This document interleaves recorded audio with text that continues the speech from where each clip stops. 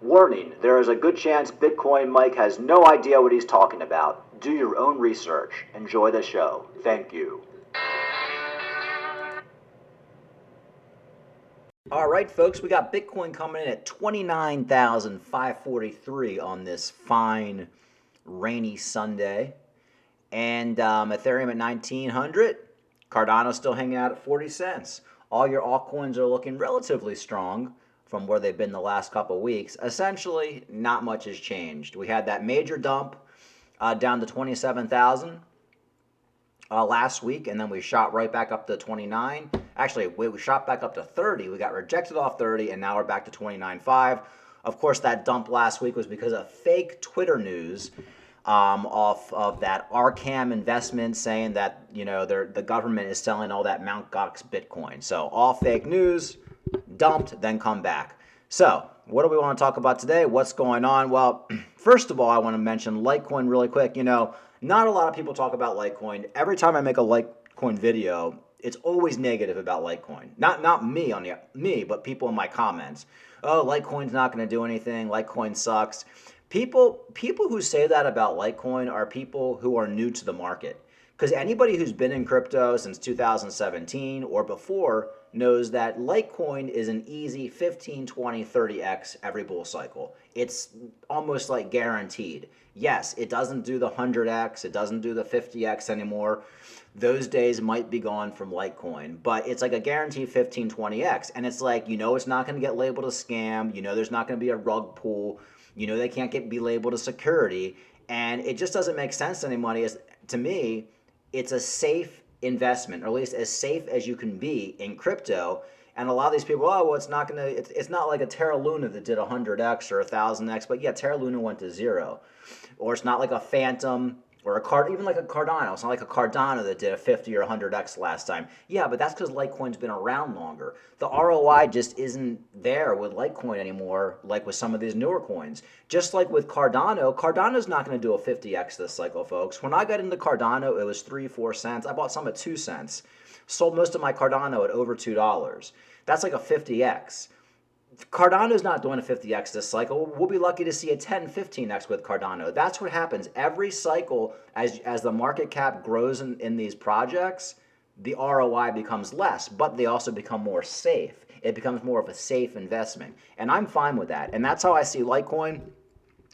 It's a small percentage of my portfolio, maybe 15, 20%, but we have that Litecoin happening coming up in the summer. And I was watching Fox Business, and it's kind of funny. Whenever Bitcoin is talked about for payments, or whenever it's even talked about on the main channels, like the main established channels, you'll see Bitcoin, Ethereum, and Litecoin. It's always those three. Here, I'm just going to show this quickly. Look how they're talking about this a couple days ago, and they're talking about crypto. And when they talk about crypto, they're talking about Bitcoin, Ethereum, and Litecoin. 56% from the all-time high on Bitcoin, certainly. Ethereum down 60%. Look at Litecoin down 76%. Joining me right now is Bitwise Asset Management's Chief Investment Officer, Matt Hogan. Matt? Yeah, so that's my point. Like, they talk about crypto. They can't talk about the thousands and thousands of cryptos there are out there. There's just not time. So they pick Bitcoin, Ethereum, and Litecoin. That's how you know it's a mainstream crypto. So yeah, you're not going to get the ROI with Litecoin, but you're still going to get 15, 20x. I think Litecoin's going to be between $500 and $1,000 by 2025. Then, of course, when we go into a bear market, it'll probably dump right back down to $50. But, you know, don't discount Litecoin. I know a lot of people say, oh, well, you know, I want to find these newer projects, these meme coins, Peppy coin and all that. Those coins aren't going to be around. Litecoin is a coin you can buy right now, hold it till next bull market, and sell, and you'll probably get a 10, 15x. Probably. Maybe you only get an 8x. Maybe you'll only get a 5x, worst case scenario, but you're going to get something, in my opinion, based off history with Litecoin. All right. Also, you know, Crypto Banter ran the man, as you know. He had Gareth Soloway and Harry Dent on. This guy kind of blocked out the Banter guy, ran. He basically just kind of took some clips and just basically did Gareth Soloway and Harry Dent. But that's where this interview is from, the Crypto Banter show. And this is a great interview. I always like talk shit about crypto banter, but this is one of the better interviews I've seen in a long time. I've been talking about Harry Dent on this channel for a long time. He's been bearish. He thinks Bitcoin's going down to $3,000, but he's been bearish about everything for the last 20 years. He's been calling for a collapse for the last 20 years. Harry has said, yes, I know I've been wrong, but if I'm wrong this time and we don't crash, I'm going to go away and you'll never hear from me again. So he's pretty adamant this time, although he usually is adamant. But you also have Gareth Soloway, who thinks we're probably going to go down to a $10,000 Bitcoin, also $3,000 Bitcoin, worst case scenario. So it's kind of interesting to have these two guys in a room together. Now, of course, Harry Dent does believe that once Bitcoin goes down to 3,000, it's going to rise from the ashes and go up to like $100,000. So long-term crypto, he is bullish, but he thinks we're going to go into one of the worst economic crisis in the next few months. Really, in the next 2 months, he thinks it's going to happen, and just all hell is going to break loose. Is that going to happen? I don't know. I doubt it, but I just wanted to play a little bit of this interview because it really is fascinating to get these two guys together. People aren't used to losing half their net worth overnight, okay? That hasn't happened. And every crash, even 2002, the NASDAQ was down 78% 2002, more than other, but it comes right back and makes new highs. You mark my words on this and kill me if I'm wrong, because I'll probably be dead back then anyway. We will not see new highs in these stock markets before I am dead, okay? And I'm planning, no, give me, 2040. Yeah, Harry. We'll not see new highs. So the dollar will be favored if we go into this recession that a lot of us are agreeing is likely. And I think it will be more a short depression. But we come out of this, the U.S. is going to grow a lot faster than Europe. We're still the strongest developed country, major developed country. But Asia is going to have all the growth. And it won't even be China, okay? China is not going to throw its weight around after this. China is going to get hit the hardest. 22% empty homes, enough to house everybody that'll ever migrate from the world. They've already gone to 60% urban. To get to 80%, they've already built all those houses to stimulate their economy. So they didn't print money, they printed condos, okay? So China is going to go down in the worst debt restructuring in history, and they're going to come out of this week. But Southeast Asia and India are going to be the future. And so demographically, the growth in the world is just going to move towards Southeast Asia and South Asia and in Asia altogether. China will still be big. It just will not be growing like it did. I think, frankly, by the time we get this realization, the best standard for future money will be, guess, Bitcoin. Bitcoin could become the standard, the gold for the new, because it is digital and it is neutral and it is more limited, as somebody said earlier. Bitcoin could end up being the standard for a digital economy globally, where everybody has to tie to that, and that's why when Bitcoin goes down to 3,000-4,000, that is my forecast, 10,000 minimum. Even Michael Turpin, my big crypto guy down here, my friend, sees at least 10,000. Then I'm going to be buying Bitcoin. It is a new form of money. So Bitcoin's only potential function is to be the standard, because Ethereum does a lot more work. And by the end of 2024, I would see the dollar slowly, I mean, it's going to go up and down, but it's going to go down. It's going to be overvalued by then, no question, after two deep recessions, just as a safe haven, okay?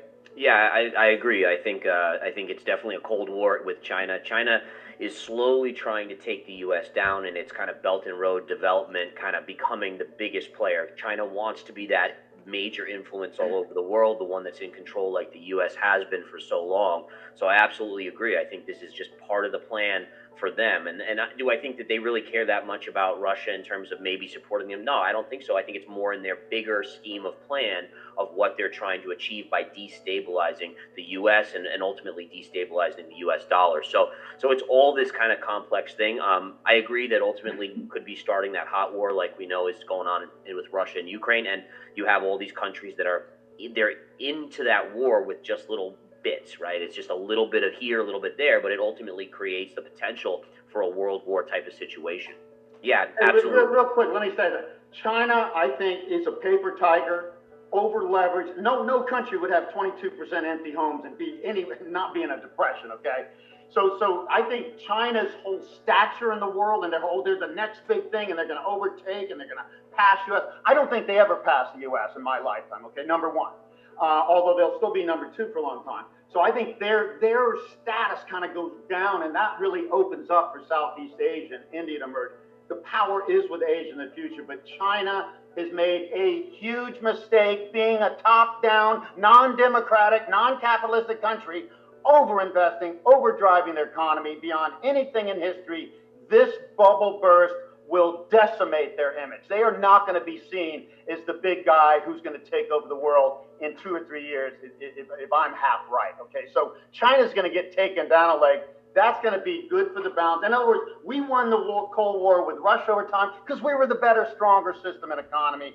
Same here. We're not as strong versus them as we're Russia, but we're going to come out of this a lot better than China, and China's fall is just going to raise the rest of Asia. No chance, Mike Forget, no chance the yuan becomes the reserve currency before I'm. All right, I could pretty much play this whole thing. I've already listened to it a bunch of times. I just think it's fascinating to get these two guys together. And I think bottom line is, no matter what, even if Harry Dent is right, which who knows? I don't know. I don't think he is. Even if we go down to a $3,000 Bitcoin, he thinks we're going to a $100,000 Bitcoin after we go to a $3,000 Bitcoin. So why not just buy your Bitcoin and crypto? And even if it crashes, just buy more, and then you'll be sitting pretty by 2025. But I encourage you guys to watch this video. It's on the Crypto Banter channel. You can get the whole thing, and man, just fascinating stuff. And like I said, these guys are overall bearish. I'm taking the look where I don't think we're going to be as bearish as these guys, because I've already seen Gareth Soloway say we're going down to $3,000 Bitcoin. You know, I'll never forget it, because I was having this conversation with a buddy of mine. Bitcoin was $15,000, and I'm like, dude, I might go down to 10. I don't think it's going down to 3. I'm buying. He's like, well, Gareth Soloway says it's going to 3, and this guy didn't buy anything, nothing. And now when I text this guy, he doesn't even respond. So a lot of people were waiting, just also guys like Data Dash. There's so many other YouTubers, but Gareth Soloway is the biggest one. There's so many people who are waiting for that $3,000 Bitcoin, and they didn't get it, and now they're pissed, and they're praying we drop again. And I actually think Gareth Soloway might be in that camp as well. Like, he knows he missed it. He knows he missed stocking up on Bitcoin to 15, and he's just hoping. And like I said, Data Dash as well. Data Dash has been bearish since 15,000. Now, no matter what happens, we've doubled, and a lot of these altcoins have tripled, and he's still bearish. He just calls it manipulation. And the one thing I noticed about people, whenever you hear somebody saying, oh, crypto's manipulated, oh, it's manipulation, that's what losers say. Manipulation, 90% of the time when somebody says it, means I didn't make any money, I made the wrong call, so it must be manipulated. It's like the easy way out. You know, it's like if you're playing a sport or something like that and you say the other team cheated. Or you say, I didn't get a lot of sleep last night, or I'm hungover. It's like an excuse. Yeah, everything's manipulated to a point. There's humans in these markets, but whenever you see, because you see on Data Dash, every one of his videos now is the manipulation of Bitcoin, the manipulation of that. Like I said, manipulation, when somebody says manipulation, that equals I fucked up and I didn't make any money, so I'm looking for a way out. All right, so that's that. I encourage people to watch that. Also, going back to this banking narrative, which we've been talking about for the last, 6 months, it's not going anywhere. Here's actually the First Republic might completely crash this week. I think the FDIC is going to be bailing them out. But here's from JP Morgan executives. First Republic's crisis is not an isolated incident. We've already seen a couple banks collapse. No question we're going to see more. And just think what happens if we do go into that recession, like Harry Dent says and Gareth Soloway. Or say it's a lot more minor than they say it's going to be, but we still go into a pretty deep recession. I think you're going to see dozens and dozens and dozens of banks collapse, and I think the FDIC is not going to be able to bail them out. I think it could get so bad that we see a bank run, we see people on the streets, we see it's all over the news. It might be the biggest story of our time. And the people holding crypto, the people holding physical gold are the ones who are going to benefit. So I do think there's a really good chance. You know, if you were talking to me 6 months ago, the whole banking crisis, I would have said it's a conspiracy theory, for one. And I would have said, I don't think the banking crisis is going to be what leads us into the next bull market. I'm just, it's the Bitcoin halving and that's it. But you have the Bitcoin halving now on top of the banking crisis. It's like a double whammy. Also, you have inflation coming down as well. It's almost like a triple whammy. This next crypto bull run that we go into whenever we do. A lot of people say we're in a bull market right now. Maybe we are in the start of a bear market. We've already doubled on Bitcoin, and a lot of these altcoins have already tripled. So maybe we're at the start of a bull run. I don't know what's going to happen, but with all these narratives floating out there right now, there's a good chance the next crypto bull market could be one of the best we've ever seen. So with that said, now's not the time to be depressed. It's not the time to be like, oh my God, Bitcoin, it won't get past $30,000, blah, blah, blah, like these sad sacks. Oh, Cardano, I can't even get past 50 cents. Well, Cardano hung around between 4 and 8 cents for a couple years, and that allowed me, broke ass me at the time. And you know what? I always tell people, if Cardano didn't hang out at 4 to 8 cents for a year and a half like it did, I wouldn't have made any money. Because by it hanging out at 4 to 8 cents, it allowed me to take my little paychecks. I could take a few $100s out of this paycheck. I could take a few $100s out of that paycheck. All said and done, maybe I put $3,000, $4,000, $5,000 into Cardano over a year and a half, turned into hundreds of thousands of dollars. So it's good to have time to accumulate. And that's what accumulation is all about. And that's what I'm doing right now. Even right now, the longer Cardano hangs out at 40 cents and under 40 cents, the more I put in. If we went into a bull market this time 6 months ago, say we're at $5 Cardano right now, I would have made a lot less money because I put so much money into Cardano over the last few months. I even bought more Cardano last month. So the longer we hang out here, the longer the smart money like you guys and like me can accumulate more crypto. All right. Like and subscribe. Talk to you later.